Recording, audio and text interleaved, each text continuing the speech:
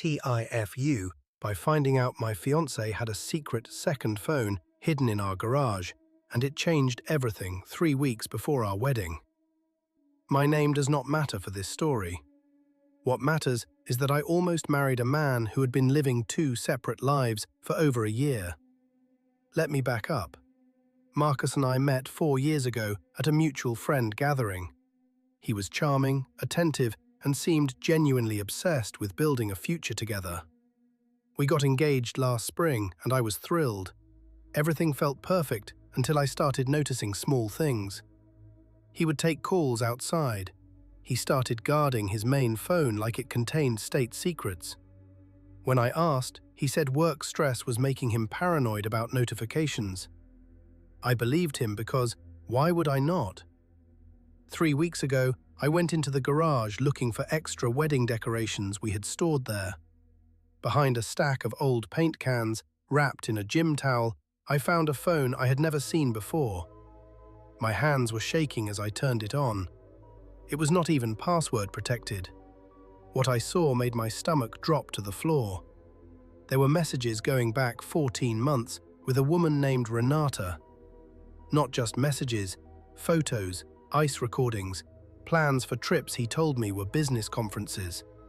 My mind raced through every solo trip he had taken this past year. Every single one lined up with a message thread confirming hotel bookings for 2 people. I sat down on the cold garage floor and read everything. Renata was not some random fling. She knew about me. She knew about the wedding. In one message, she even asked him when he was going to tell me the truth. His response chilled me to my core. He told her to be patient because once the wedding happened and our families merged finances for the property investment we had planned, he would figure out the rest later. Figure out the rest?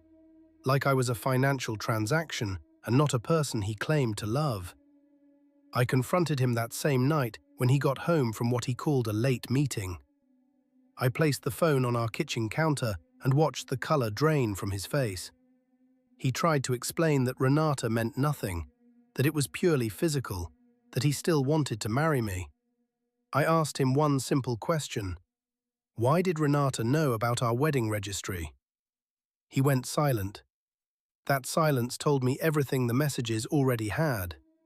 Here is the twist that still makes my skin crawl. When I called Renata directly, using the number saved in his secret phone, she was not shocked to hear from me. She had been waiting for this call.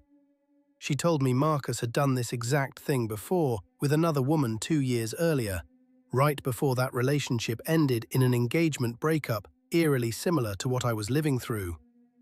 Renata said she only recently learned she was not the only secret either. There was apparently a third woman he had been messaging sporadically, someone from his gym.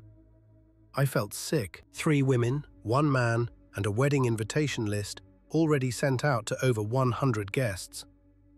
My mother had already paid the deposit for the venue.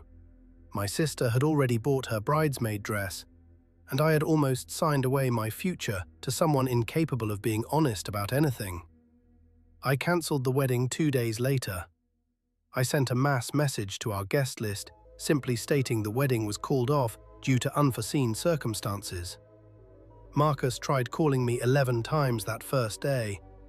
I did not answer once. My family was devastated on my behalf, but relieved when I finally explained why. My mother said something that stuck with me.